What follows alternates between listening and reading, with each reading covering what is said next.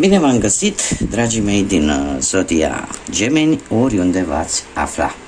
Tuturor bine ați venit pe canalul meu, Tarot Flori de Loto. Eu sunt Nina și sunt gazda voastră la fiecare lectură. Trebuie să vă mulțumesc tuturor pentru comentarii, pentru sugestii, pentru like-uri, dar mai ales pentru simpla voastră prezență la fiecare lectură pe care eu o public.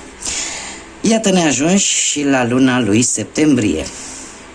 Așa că astăzi voi face o lectură generală pentru voi, pentru această lună septembrie. Dacă aveți soare, lună, Venus sau ascendentul în Zodia Gemeni, atunci această lectură este de asemenea și pentru voi. Și voi începe, desigur, pentru prima oară voi începe cu 4 cărți din acest oracol al ceștii de cafea, câte o carte pentru fiecare săptămână a lunii septembrie. Pentru prima săptămână, pentru a doua,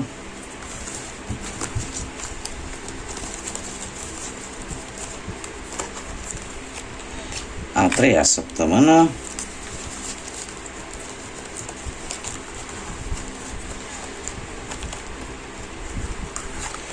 și a 4-a săptămână. Haideți să vedem. Prima săptămână avem urechea. Se pare că în prima săptămână din septembrie veți auzi vești bune. Veți avea parte de niște vești pozitive. A doua săptămână avem lumânarea, care ne vorbește despre o revelație, despre cum vi se va arăta exact drumul pe care trebuie să o luați. Posibil ca aceste vești să influențeze foarte mult o anumită decizie și poate să vă lămurească vis-a-vis de o anumită situație și în felul ăsta să știți exact ceea ce trebuie să faceți. A treia săptămână din septembrie vine, din păcate, cu un inel rupt. Se pare că anumite drumuri se vor despărți, poate într-o relație, poate într-un parteneriat posibil de afaceri, dar ceva se va despărți, ceva se va separa. Unii poate vor trece chiar printr-un divorț sau prin ruperea unei relații din punct de vedere profesionale. A 4-a săptămână din septembrie vine cu bufnița și se pare că anumite sfaturi înțelepte de la o persoană înțeleaptă. Sfaturi bune care le primiți de la cineva înțelept, de la cineva care în general poate v-a dat sfaturi bune până acum. Poate să fie cineva poate mai în vârstă, dar nu neapărat. Haideți să vedem care ar fi energia lunii lui septembrie pentru voi, dragii mei din Gemeni.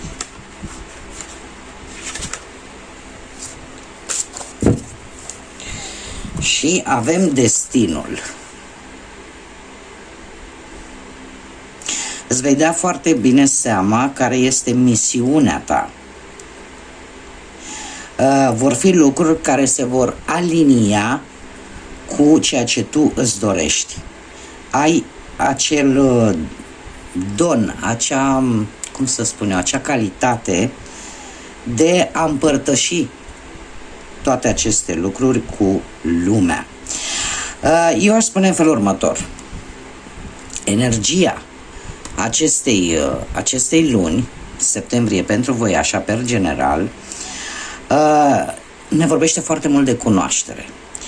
Cunoaștere în sensul de informații. Informații. Se știe foarte bine că zodia voastră, zodia gemenilor, este o zodie destul de inteligentă care când își dorește un anumit lucru, caută informații în permanență pentru a-și îndeplini poate anumite planuri, anumite dorințe. Iar se pare că luna aceasta pentru voi va fi o lună în care veți beneficia de foarte multe informații benefice pentru voi, care vă vor ajuta, vor veni așa ca și un cadou pentru voi, vă vor ajuta în îndeplinirea anumitor planuri pe care voi le aveți. Iar lucrul acesta va fi văzut de către întreaga lume, de către toți cei de lângă voi. Acum, haideți să vedem ce ne spune și tarotul. Și avem acest tarot frumos, pastoral, da, să fie în ton așa cu prima lună de toamnă. Și să vedem ce energii, mesaje, sfaturi vin pentru dragii mei din Gemeni în această lună septembrie.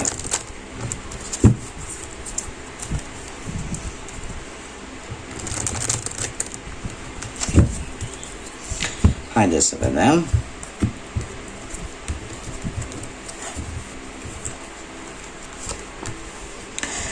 Și avem judecata, regele de monede, lumea, 4 de bâte și 2 de spade. Bun, dragilor, haideți să vedem judecata. Judecata pe poziția situației actuale ne vorbește foarte mult de un triumf, posibil de o schimbare pozitivă care a avut loc în viața voastră de curând, dar a fost sau poate o schimbare necesară, da? Unii dintre voi poate ați avut o reconciliere, o reîmpăcare, poate cu tine însuți sau poate cu altcineva. Cert este că ați avut șanse mari de reușită într-o problemă posibil legală sau de justiție, sau poate pur și simplu ați învățat o lecție importantă. Cum de asemenea e posibil ca unii dintre voi să fi primit poate un apel important pentru voi care a dus la această schimbare pozitivă în viața voastră. Dacă vorbim pe partea asta a muncii, probabil că efortul vostru a fost valorat într-o manieră pozitivă. Și poate că ar trebui să fiți atenți, cel puțin în acest moment, când vedeți această lectură, să fiți atenți la prejudecăți precipitate. În sensul că să nu judecați greșit, poate vis-a-vis de colegii voștri de muncă sau vis-a-vis de șefii pe care unii dintre voi posibil să-i aveți. Ne vorbește de asemenea de anumite contracte, de anumite moșteniri sau anumite documente destul de favorabile pentru voi. Vor fi așa ca niște mici lovituri de noroc care te vor stabiliza sau te-au stabilizat din punct de vedere poate financiar. Dacă vorbim de dragoste, se pare că unii dintre voi care trăiți într-o relație, într-o pereche, există destul de multă armonie, înțelegere, dar dacă totuși în acest moment simți că ești nefericit, ar trebui să iei o pauză pentru a accepta sau nu o schimbare de direcție în ceea ce privește viața amoroasă, pentru cei care sunteți într-o relație.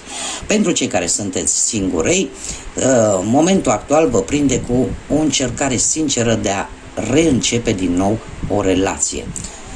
Probabil că a apărut probabil o veche iubire și în acest moment încercați oarecum să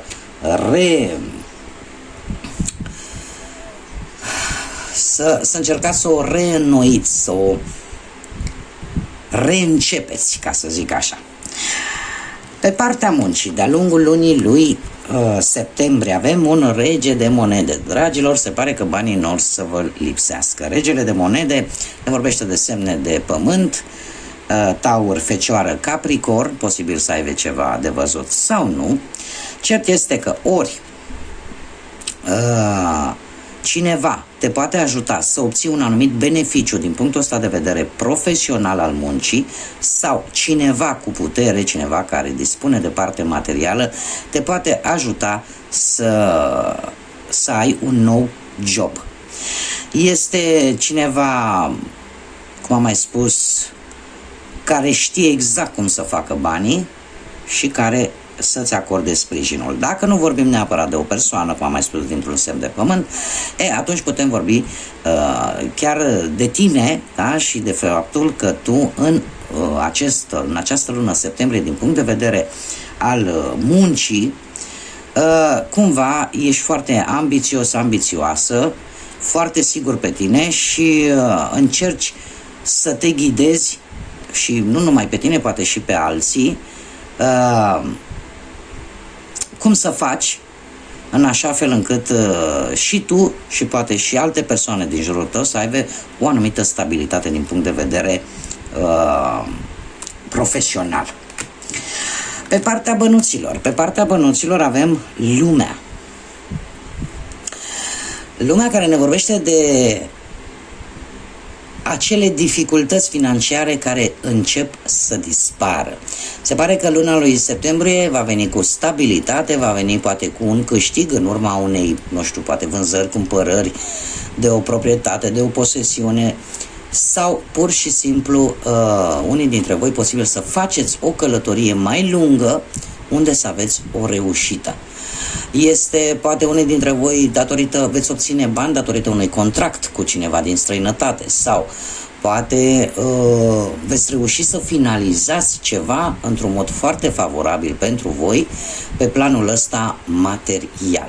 Cert este că are ceva legătură totuși cu străinătatea, partea asta materială, și cumva se încheie un ciclu, se încheie o etapă pentru voi din punctul ăsta de vedere material, dar vine ceva favorabil. Pe partea dragostei avem un 4 de bâte. Dragilor, unii dintre voi posibil să se pregătească poate de o nuntă, de o logodnă, de o cununie. De ce? Pentru că 4 de bâte ne vorbește de stabilitate, fericire și întâlniri, celebrări. Pe partea dragostei spune că apare o unire care îți va aduce fericire, posibil poate un botez pentru unii, da? Sau o nuntă, un eveniment care să-ți aducă bucurie. Pentru cei singuri sunt mari șanse să-și găsească pe cineva la un eveniment, da? Care va avea loc de-a lungul lunii lui septembrie. Care ar fi sfatul cărților sau ce informații suplimentare îți mai dă tarotul? Avem un 2 de spade. Va veni la un moment dat un moment în care va trebui să faci o alegere, să iei o decizie, care va fi destul de dificil de ales. De ce? Pentru că implică multă responsabilitate și poate o să ai momente în care poate vei încerca să ignori această decizie, poate de teama de consecințe, sau poate simți nevoia că trebuie să mai afli informații adiționale. Cert este că va trebui să folosești foarte mult logica, foarte mult rațiunea în momentul în care vei lua această decizie, pentru că cartea în sine o cere ca atunci când iei această decizie să fii cât mai rațional, să judeci foarte atent. După cum bine vedem și în această imagine, în alte cărți de tarot avem 2 spade care sunt încrucișate. Aici avem, îmi dă ventilatorul cărțile jos, încă suntem pe ventilator. Aici, după cum bine vedem, avem o fată, un personaj și 2 iepuri care aleargă fiecare în direcții diferite. Tocmai de aceea trebuie să ai între 2 opțiuni, trebuie să știi să alegi folosindu-ți creierul, inteligența care te consacrează și nu ceea ce spune sufletul. Da? Să nu te lași cumva influențat de emoții. I-aș mai spune că posibil să apară un mic blocaj din punct de vedere profesional în care tu să aștepți un răspuns. Dacă totul este în regulă, dacă, nu știu, toată documentația este bine pusă la punct, atunci totul va ieși foarte bine. Dacă ai cea mai mică îndoială, ar fi indicat să ceri o a doua opinie. Bun, haideți să vedem ce numere angelice am pentru voi, numere importante, cifre importante pentru Zodia Gemeni în luna lui septembrie. Să vedem.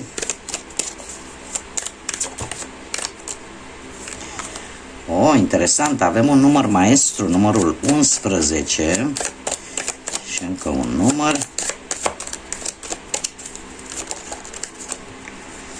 Și avem numărul 2. Foarte interesant, de ce? Pentru că ori avem data de 2 septembrie care va avea oarece importanță pentru voi, sau poate acest mesaj vine pentru cineva născut într-o zi de 2, nu contează luna. Și avem numărul 11, la fel, ziua de 11, sau cineva poate care e născut într-o zi de 11. Haideți să vedem ce ne spune cifra 2. Ne spune așa: ai un mare talent în a găsi soluții. Prin natura ta, ești foarte intuitiv și foarte imparțial și asta îți permite să vezi toate laturile oricărei situații. Și în felul ăsta să îi sfătuiești, să iei și tu decizii bune, dar în același timp să-i poți sfătui și pe alții către un rezultat mai drept și mai benefic pentru fiecare. Sunt diplomat, sunt diplomată. Asta ce înseamnă că poate că într-o zi de 2 sau de-a lungul lunii septembrie va trebui să fii cât mai diplomat posibil, da? Și să găsești, cum bine am văzut cu acest 2 de spade, să găsești soluția cea mai bună vis-a-vis de o anumită situație. Iar la numărul 11, care, cum am mai spus, este un număr maestru, un număr care îmi vorbește de intuiție, de spiritualitate, dar în același timp îmi vorbește de o conexiune foarte profundă cu spiritualitatea, cu divinitatea, da? Cu universul. Și ce ne spune? Ai o mare conștiință de tot ceea ce se întâmplă în jurul tău. Ai o puternică intuiție, se repetă acest lucru, se pare, și ai o calitate care te va ajuta să înțelegi mult mai bine atât sentimentele cât și gândurile pe care alții nu și le pot exprima. Această cunoaștere îți permite să fii un ghid și un sprijin pentru ceilalți. Sunt inovator, sunt inovatoare. Și haideți să vedem, dragilor, în continuare ce spirit animal vă va însoți de-a lungul lunii lui septembrie pe voi, dragilor, din Gemeni. Ce spirit animal avem pentru zodia Gemeni în luna lui septembrie.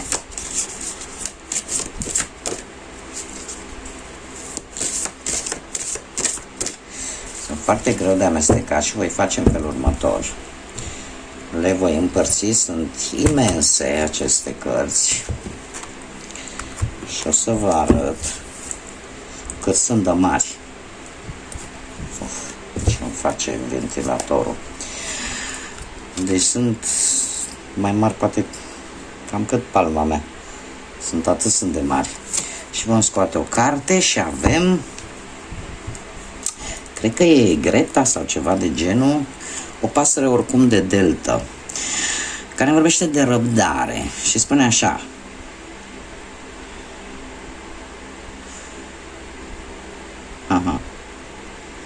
ia-ți un timp de singurătate pentru a-ți găsi un echilibru. Creează-ți un loc în natură care să te ajute să te reînnoiești. Pășește cu încredere către ceea ce tu vrei să ți se îndeplinească. Ai răbdare, pentru că răbdarea îți va aduce recompensele. Este un... uite, chiar vreau să știu ce pasăre este, numai un moment. Acum nu pot să le știu chiar toate din engleză. Am descoperit care este pasărea, este vorba despre stârc, probabil stârcul de baltă sau nu, dar este vorba despre răbdare, este vorba despre a-ți găsi un loc ușor al tău unde simți că te reîncarci cu energie pozitivă și în felul ăsta să regăsești un echilibru, să-ți găsești acea balanță, da? Și să ai mai multă încredere în ceea ce tu îți dorești, pentru că încredere și în același timp răbdare, pentru că toate aceste lucruri îți vor aduce recompense. Bun, dragilor, din Gemeni aceasta a fost lectura pentru voi, pentru luna lui septembrie. Eu vă mulțumesc ca de obicei pentru atenție, vă aștept cu mare drag și la celelalte lecturi. Nu ezitați, dați un like, lăsați un comentariu, dați share sau poate abonați-vă dacă n-ați făcut-o până acum.